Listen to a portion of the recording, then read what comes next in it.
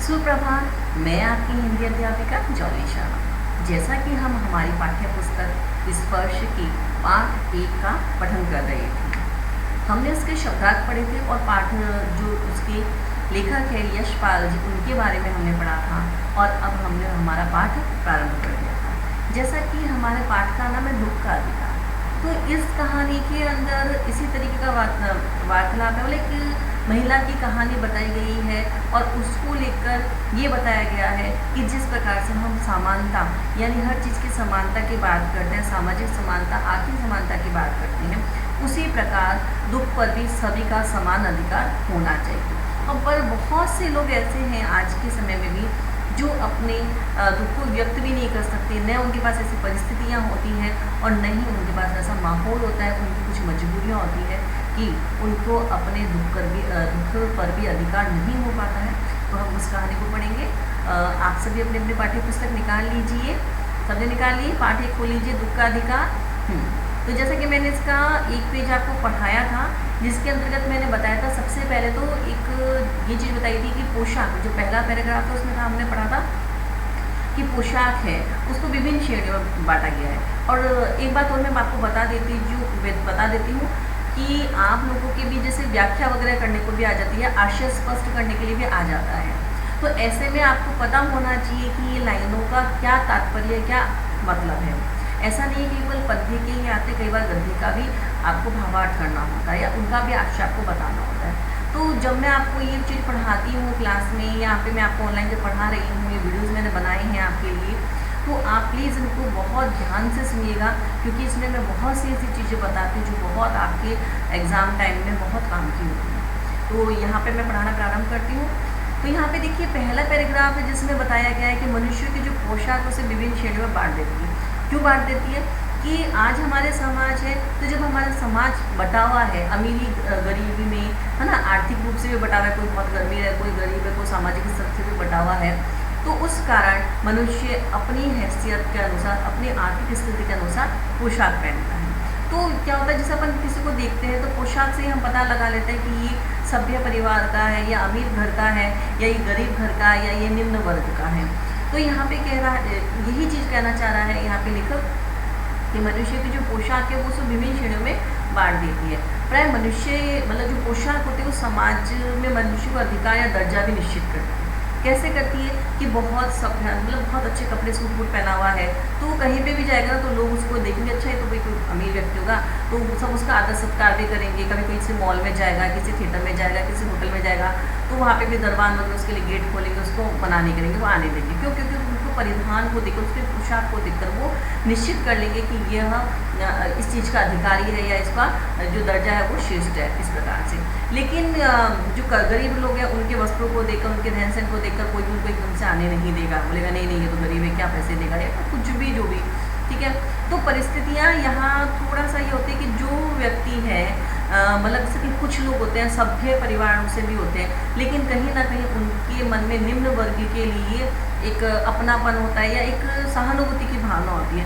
परंतु कई बार परिस्थितियाँ ऐसी आती कि वो सहानुभूति की जो भावना उसको व्यक्त नहीं कर पाती, क्योंकि उनकी जो पोशाक होती है वही उसके आड़े आ जाती है। अब पोशाक आड़े कैसे आ जाती है? जैसे बहुत अमीर व्यक्ति है मान लीजिए, तो जैसे मान लो कुछ दोस्त हैं कहीं पे जैसे जूस वगैरह पी रहे हैं या किसी होटल में गए, है ना, और बाहर ही कोई गरीब व्यक्ति आया करा, तो कहीं ना कहीं उसका मन करेगा कि कोई मतलब बहुत दयालु व्यक्ति अगर, तो उसका मन करेगा कि मैं इसकी मदद करूं। लेकिन कहीं ना कहीं उसके कपड़े, उसका रहन सहन उसके आड़े आ जाएगा कि नहीं अभी मेरे दोस्त क्या कहेंगे, है ना, मैं इतना सभ्य हूँ। तो कहीं ना कहीं जो मन में जो सहानुभूति की भावना है उसके आड़े वो उसके परिधान आ जाएंगे। अब इन्होंने जैसे उदाहरण देते हुए कहा है, जैसे जो वायु होती है उसमें अगर जब पतंग कटती है, आसमान में आप लोगों ने सभी ने देखा होगा, जब हम पतंग उड़ाते हैं पतंग कट जाती है तो एकदम से धरती पर नहीं आती है, वो कुछ समय तक वायु में ही घूमती रहती है और फिर धीरे धीरे धीरे वो जमीन पे आती है। तो ऐसा ही होता है कि जो कुछ श्रेष्ठ श्रेणियों के जो लोग होते हैं वो खास परिस्थितियों में भी वो अगर झुकना चाहे ना तो ये परिधान उसको आगे उसके आ जाते, उसे रोक लेते हैं। तो ये इन्होंने मेन बात की। अब किस पर्पस से गई वो हम कहानी में पढ़ेंगे कि किस तरीके से लेखक ने ये बात की, क्योंकि कहीं ना कहीं लेखक के साथ भी ऐसा हुआ कि उसके परिधान कहीं ना कहीं उसके आड़े आ गए, है ना, मदद करने से ना। अब यहाँ देखिए बाजार में फुटपाथ पर कुछ डलिए बिके। तो मतलब यहाँ बताया कि अधेड़ उम्र की महिला थी जो कि कुछ एक टोकरी के अंदर कुछ अपने खरबूजे लेके बैठी थी, कुछ ज़मीन के ऊपर भी पड़े हुए थे, और जब वो बेच रही थी, उनको बेचने के लिए बैठी थी, लेकिन वो क्या कर रही थी, अपना मुंह छुपा के रो रही थी, अपने घुटनों में मुंह देके बहुत जोर जोर से रो रही थी, और कोई भी व्यक्ति उसके पास आके उस खरबूजे को नहीं खरीदा था। क्यों नहीं खरीदा था, वो हम आगे पढ़ते हैं। पड़ोस की दुकानों के तख्तों पर बैठे या बाजार में खड़े लोग घृणा से उस स्त्री के संबंध में बातें करें। अब वो औरत तो अपने बेचने के लिए बैठी थी, पर वो अपने घुटनों में मुंह देकर रो रही थी। तो ऐसे समय में वहाँ पे जो खड़े हुए जो लोग थे वो बड़ी घृणा से उस औरत को देख रहे थे और उसके बारे में बातें कर रहे थे। उस स्त्री का रोना देखकर एक व्यथा से उठी। जब उस लेखक ने जब देखा उस स्त्री को रोते हुए, तो उसके मन में एक व्यथा से एक दुख सा उमड़ा और उसने रोने का कारण जानने का उपाय क्या है, मतलब उसने सोचा कि क्यों रो रही है और इसका क्या उपाय है, मतलब वो उससे सोचने लगा। फुटपाथ पर उसके समय बैठ सकने में मेरी पोशाक ही वैधान बन खड़ी। अब इसने जो पोशाक की बात कही थी वो ये था कि जब वो रो रही थी तो उसका मन तो बहुत हुआ कि मैं जाके सब पूछूं, लेकिन फुटपाथ पे, क्योंकि वो तो जमीन पे बैठी थी, तो फुटपाथ पे बैठकर उसके पास से मैं उसको पूछना तो कहीं ना कहीं, क्योंकि उसकी पोशाक अच्छी थी, यानी वो पैसे वाला था, तो उसको कहीं ना कहीं उसकी पोशाक ने रोक रखा था, मतलब बाधा बनी हुई खड़ी थी। एक आदमी ने घृणा से एक तरफ थूकते हुए कहा। अब उसके बारे में क्या बातें करे थे लोग। एक आदमी ने घृणा से एक तरफ थूकते हुए कहा, क्या जमाना है, जवान लड़के को मरे पूरा दिन नहीं बीता और बेहया दुकान लगा के बैठी है। बेहया का मतलब होता है बेशर्म, निर्लज।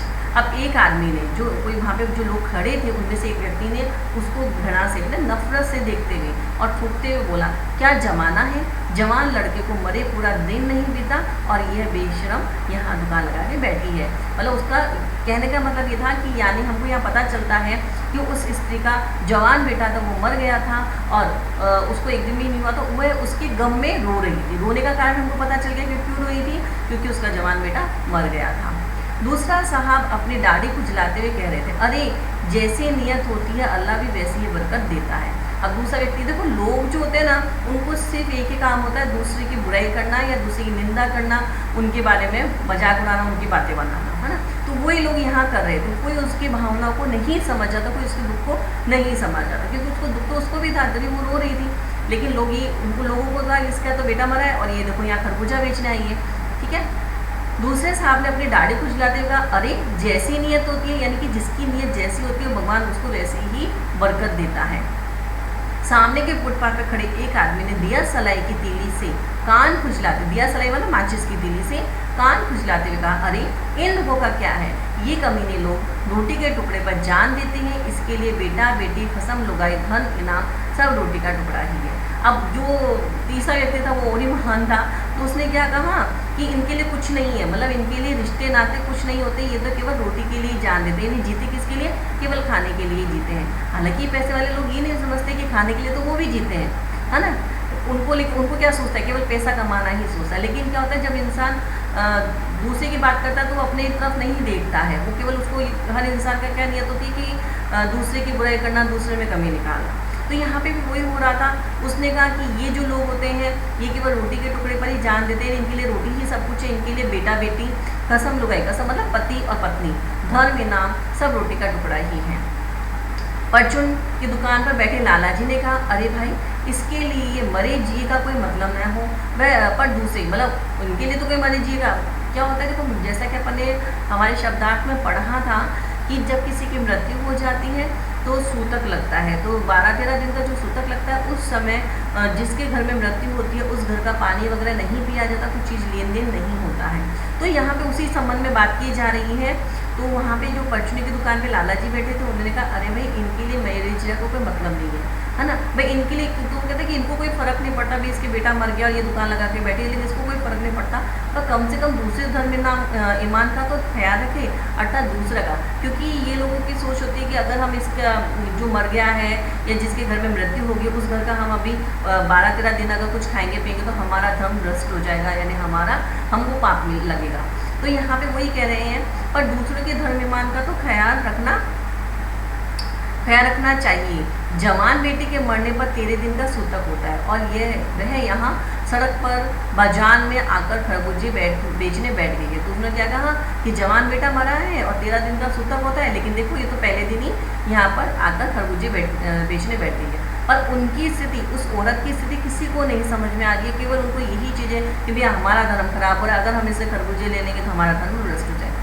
1000 आदमी जाते आते हैं, कोई क्या जानता है कि इसके घर में सूतक। अब वो ये कह रहे हैं कि भाई यहाँ से लोग तो बाजार में से इतने लोग निकलते हैं, उनको क्या पता कि इसके घर में सूतक है, तो इसको ही ध्यान रखना चाहिए, यहाँ पे खरबूजे नहीं बेचने चाहिए। कोई इसके खरबूजे खा ले तो उसका ईमान धर्म कैसे रहेगा, क्या अंधेरा है। अर्थात मतलब वो अपनी ही बातें कर रहे हैं, ठीक है। 5 पड़ोस की दुकानों से पूछने में पता लगा। अब जो लेखक थे उनको भी ऐसा थोड़ा सा हुआ कि भाई क्या बात है, ये इस तरीके से लोग बातें क्यों बना रहे हैं। तो उसने आस पड़ोस की दुकानों से पूछताछ की तो पता लगा कि उसका 23 वर्ष का जवान लड़का था, घर में उसकी बहू और पोता पोती हैं। लड़का शहर के पास 1.5 बीघा पर जमीन में कछियारी करके परिवार का निर्वाह करता था। मतलब 1.5 बीघा छोटी सी जमीन थी उनकी, उस पर वो खेती बाड़ी करके थोड़ा सा कछियारी मतलब मेड़ों को बनाना करना वो सब करके ही परिवार का निर्वाह करता था। खरबूजे की डलिया बाजार में पहुंचाकर कभी लड़का स्वयं सौदे के पास बैठ जाता, कभी माँ बैठ जाती थी। तो मतलब वो छोटी सी ज़मीन पे से वो जो भी कुछ उगता था उनके खरबूजे उगाते हुए, तो वो क्या करता था कि वो उनको लाकर बाजार में अपनी माँ, या तो वो खुद बैठ जाता था सौदा करने के लिए, यानी उनको बेचने के लिए, या फिर उसकी माँ बैठ जाती थी। लड़का परसों सुबह मुँह अंधेरे बेलों में से पक्के खरबूजे चुन रहा था, क्योंकि वो खेती जो उनकी थी तो उसमें से वो जब बहुत सुबह जल्दी, परसों से मतलब एक दिन छोड़कर एक दिन पहले ना, तो परसों सुबह अंधेरे बेले मतलब बहुत अंधेरे में ही वो खरबूजे उसमें से चुन रहा था। बेलों के अंदर से गीली मेड़ की तरावट में विश्राम करते हुए एक सांप पर लड़के का पैर पड़ गया। सांप ने लड़के को डस लिया। बिल्कुल बहुत ईजी शब्दों में कही गई है, तो मेरे को लगता नहीं कि आपको इतना ज़्यादा कुछ समझाने की जरूरत पड़ेगी। तो इसमें जैसे मेड़ हमने पढ़ा था, जैसे जो अपने खेत होते हैं उसके चारों तरफ ऐसे क्यारियाँ बना दी जाती है, मिट्टी के ऐसे लाइनें से बना दी जाती है, तो उनको हम मेड़ कहते हैं। तो मेड़ों पे अब गीली थी, तो गीली गीली मेड़ थी, तो सांप को भी अच्छा लग रहा था, ठंडक में रही थी, तो सांप ने क्या कि कोई सांप वहाँ पे मेड़ के ऊपर लेटा हुआ था, और जब लड़का उस खरबूजे को वहाँ से तोड़ रहा था तो ऐसे समय में लड़के का पैर सांप के ऊपर लग गया, और इसकी वजह से वह सांप था, उसको गुस्सा आ गया और उसने उसको डस लिया। लड़के की बुढ़िया माँ बावली होकर ओझा को बुला रही। अब देखो यहाँ पे एक चीज़ और बताई गई है कि पहले के समय में क्या होता था, या आज के टाइम में भी काफ़ी लोग ऐसे होता है जो गाँवों में होते हैं, तो वो डॉक्टर के पास नहीं जाते हैं, वो ओझा पे, तांत्रिकों पे, इनके पास जाते हैं कि झाड़ फूँक करवा लेंगे तो ठीक हो जाएगा। तो यहाँ पे वो लड़की की जो माँ थी ना, वो बावली होकर ओझा को बुला ली, वो उसको डॉक्टर के पास ले जाती, तो हो सकता है वो उसका इलाज हो जाता। झाड़ फूँकना हुआ, नागदेव की पूजाई। अब आप सोच सकते हो कि जब किसी को सांप ने डसा है तो आप उसका इलाज, उसका जहर निकालने की जगह आप उसके झाड़ फूँक कर रहे हो, नागदेव की पूजा कर रहे हो, तो वो शरीर में तो उसके पॉइजन फैल ही जाएगा, तो ऐसे उसका बचना नामुमकिन होता है। लेकिन जो लोग ये नहीं जानते थे, जो लोग ये नहीं मानते हैं, मतलब उनको झाड़ फूँक वगैरह में विश्वास है, जिसे मंदिर विश्वास कहते हैं, तो वही उसकी माँ ने किया। झाड़ फूँक हुआ, नागदेव की पूजा हुई, पूजा के लिए दान दक्षिणा चाहिए थी। अब भी थोड़ा बहुत उनकी जो कमाई होती थी उसमें वो लोग कुछ अपना घर खर्च चलाते थे और कुछ वो बचा के रखते थे, तो जो भी घर में कुछ थोड़ा बहुत था वो दान पूजा में चला गया, है ना।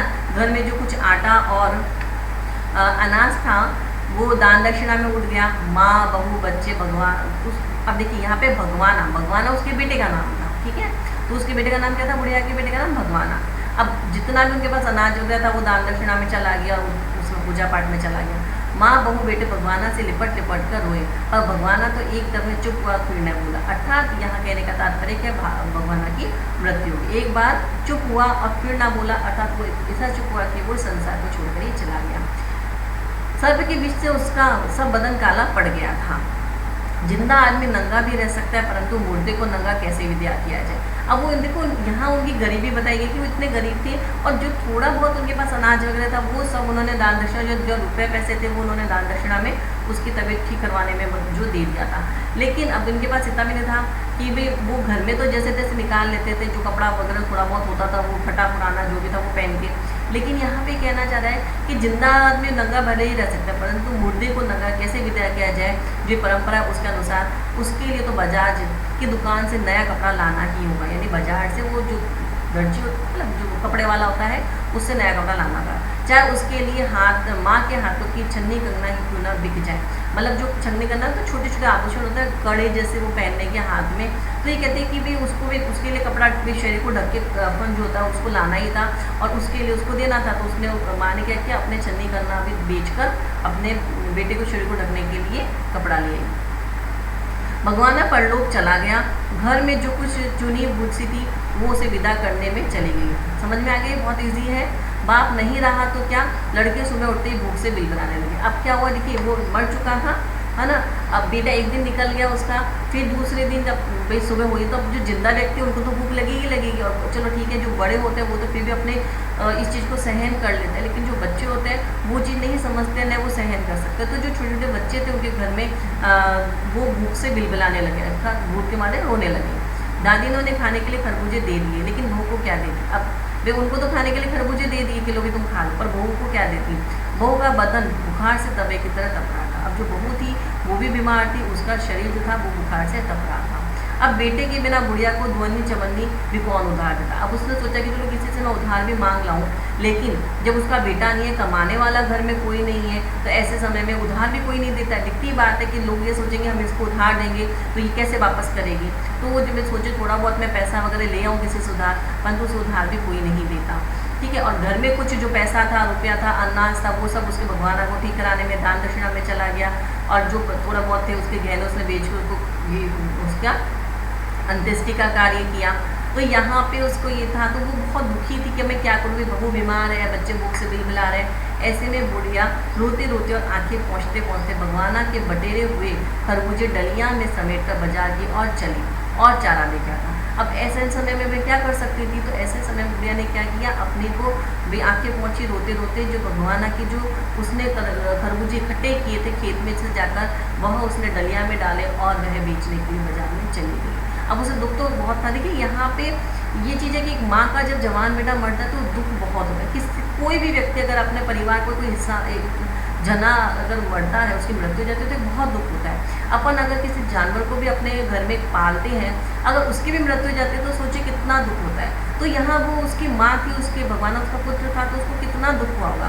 लेकिन परिस्थितियाँ ऐसी थी कि वह अपने दुख को भी व्यक्त नहीं कर पा रही थी, अपने दुख के बारे में नहीं कह सकती थी, लेकिन वो क्या कर सकती थी, उसने लिया और वह बेचने चली गई। बुढ़िया खरबूजे बेचने का साहस करके आई थी, परंतु सिर पर चादर लपेटे, सिर को घुटनों में टिकाए फक फक फक के रो रही थी। अब वो हिम्मत तो करके आ गई, क्योंकि उसे पता था लोग बातें बनाएंगे, लोग कहेंगे उसे, परंतु वो सिर पर चादर लपेटे हुए और फिर सिर को अपने घुटनों में देकर रोने लगी। कल जिसका बेटा चढ़ बसा, आज बाजार में सौदा बेचने चली। हाय रे पत्थर। अब लोगों का क्या था, लोग तो कहने लग गए कि देखो कैसी औरत है, इसका दिल कितना पत्थर का है कि कल परसों तो इसका जवान बेटा मरा, कल परसों तो, और ये आज देखो सौदा करने चल गई। तो लोगों ने क्या ला, तो ये नहीं दिख रहा कि उसके घर की परिस्थितियाँ क्या है, उसमें घर में कितनी आर्थिक तंगी है। लोग तो ये बातें बनाने लग गए कि देखो कैसी औरत है, इसको तो सिर्फ पैसे से ही पड़ी है, इसको तो केवल ये है कि भाई यहाँ कमाना है अपने को, तो ये कमाने चली आई, और है ना सौदा बेचने चली, इसका बेटा तो परसों ही मरा है ना, ये शौक भी नहीं रखा इसने। तो इस तरीके से लोग उसकी बातें बना रहे थे। उस पुत्र वियोगिनी के दुख का अंदाजा लगाने के लिए पिछले साल अपने पड़ोस के में, अब देखिए यहाँ पे ये जो घटना है, ये लेखक सोच रहा है कि वो सोच रहा है कि उसको लेखक को हुआ कि जब उसने सबकी बातें सुनी तो उसको मन में जब विचार आया, तो उसने सोचा कि उस औरत का, उस जिसका पुत्र मरा था, उसका अंदाज़ा लगाने के लिए उसको कितना दुख है। उसे याद आया कि पिछले साल जो लेखक के जो पड़ोसी थे, उसके पुत्र की मृत्यु हो गई थी, और दुखी माता की बात सोचने लगे। उस संभ्रांत महिला, मतलब बहुत पैसे वाली महिला का पुत्री की मृत्यु के बाद 2.5 मास तक पलंग से उठ ना सकी थी। कि वो जो महिला थी, जो बहुत अमीर महिला थी, वो अपने पुत्र की मृत्यु के बाद 2.5 महीने तक, 2.5 है ना मंथ तक, महीने तक वो पलंग से उठ नहीं सकी थी। उन्हें 15-15 मिनट बाद पुत्र वियोग में मूर्छा भी आ जाती थी, मतलब 15-15 मिनट में उनको बेहोशी आ जाती थी। मूर्छा ने आने की अवस्था में आंखों से आंसू न रुक सकते थे। 2 डॉक्टर हरदम सिराने बैठे रहते थे, हरदम सिर पर बर्फ रखी जाती थी। शहर भर के लोगों के मन में उस पुत्र शोक से द्रवित हो चुके थे। कि जब अब यहाँ बता रहे हैं कि देखो ये महिला है, तो उस लेखक ने सोचा कि इस औरत को कितना दुख होगा, तो ये सोच के उसने अपने पड़ोस में जो एक महिला रहती थी जिसके पुत्र की मृत्यु हो गई थी, उसके दुख के बारे में सोचा कि जब अभी पिछले साल हमारे पड़ोस में रहने वाली एक स्त्री के पुत्र की मृत्यु, तो वो 2.5 महीने तक अपने पलंग से नहीं उतर पाई, और वो 15-15 मिनट में बेहोश हो रही थी। और जब अगर वो बेहोश भी नहीं हो रही थी, जब वो बैठी थी, तो उसके आंखों से कंटिन्यू उसके आंसू निकल रहे थे। 2 डॉक्टर उसके पास में खड़े, उसके हरदम इलाज के लिए खड़े थे। और लोग जो, और शहर के लोग तो वो सोचते कि देखो बेचारी का पुत्र मर गया, बेचारी कितनी परेशान है, दुखी है कि इसकी ऐसी हालत हो गई। तो लोग उसके दुख से, वो लोग भी द्रवित हो रहे थे, दुखी हो रहे थे। जब मन को सूझ का रास्ता नहीं मिलता तो बेचैनी से कदम तेज हो जाते हैं। उसी हालत में नाक ऊपर उठाए राह चलतों से ठोकरे खाता मैं चला जा रहा था, है ना, सोच रहा था। अब यहाँ पे लेखक कह रहा है कि लेकिन जब अब मुझे कोई रास्ता नहीं सूझा कि मैं इसकी कैसे मदद करूँ, क्या करूँ, तो वो ये सब सोचते हुए आगे चला जा रहा था अपनी राह पे। तो इसके आगे का हम अगली कक्षा में पढ़ेंगे। वैसे मुझे लगता है कि आप सभी को कहानी बहुत अच्छी लग रही होगी और बहुत अच्छे से समझ में भी आ रही होगी। आप इसको पढ़ के रखिएगा, मैं आपको इसको अगली क्लास में इसको समझाऊंगी। तब तक के लिए धन्यवाद।